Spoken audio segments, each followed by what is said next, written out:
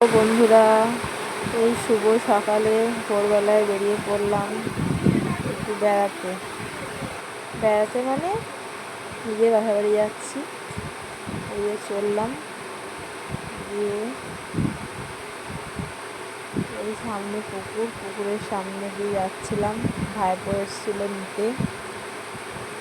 ভাইপো বক করে বকতে রাস্তা দিয়ে নিয়ে যাচ্ছে। দেখো পিসি, এই পুকুরটার কি অবস্থা হয়ে গেছে, পুরো একদম সবুজ হয়ে গেছে।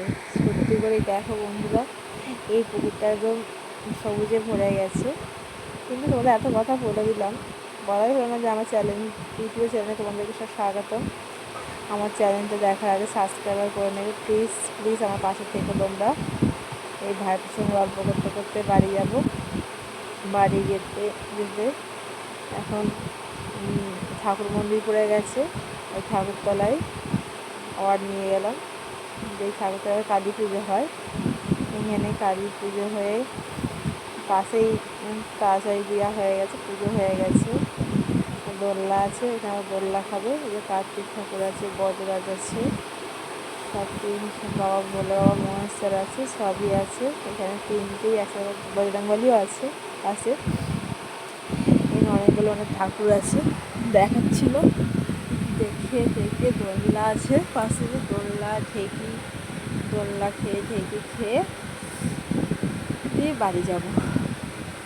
দিয়ে এরা বসে গল্প করছে যদি ভাই বোন।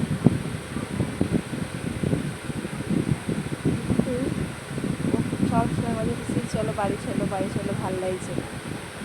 আমি না, জায়গাটা বেশ ভাল লাগছে। অনেক পর এসছি, বসে আছি আর কি, ভালো লাগছিল। বাড়ি বেরিয়েছি আর বৃষ্টি আরম্ভ হয়ে গেছে। এই গাছটা কিন্তু দেয়ালটা ভরে উঠেছে, ভালো লাগছে না? খুব সুন্দর আর কি। দেয়ালে গা দিয়ে দেয়ালটা তো ভরে, দেয়ালটা আর গাছটা সাপোর্টে পড়েছে। গাছগুলো তো এটা মানি প্ল্যান্ট গাছ, দেয়ালে দেখুন কেমন হয়েছে, খুব ভালো লাগে দেখতে। বৃষ্টি পড়ছিল তাই বিকেলবেলা বেরিয়ে পড়লাম দোলনা খাওয়াতে। তিনজনে মিলে দোলনা খাচ্ছে। তিনজনাকে নিয়ে গেছিলাম, আমার মেয়ে, ভাইপো আর একটা ভাইজি, বুনছি। তিনজনে দোলনা খাচ্ছিলো। দোলনা খাইয়েই যাচ্ছে, বাড়িতে আসার নাম করছে না, আর বক করে কন্টিনিউ বকে যাচ্ছিলো। কী করবো, ওদেরকে নিয়ে এখন সময় কাটছিলো। আমি পাশে বসেছিলাম, ভিডিও করছিলাম। দিয়ে আস্তে ও আমার ভাইজি বললো, বুনছি বললো তো নাচ করবো। এটা নাচ করবো, দেখা নাচ। এই নাচটা দেখাচ্ছিলো ঠাকুর মন্দিরের সামনেই, নাচটা করছিলো। তাতে আমার মেয়েও ছিল। যে ঠাকুর মন্দিরে প্রণাম করে বললাম এবার বাড়ি ছিল। কেমন লাগলো তোমার সব ভিডিওটা লাইক কমেন্ট শেয়ার করে জানাবে।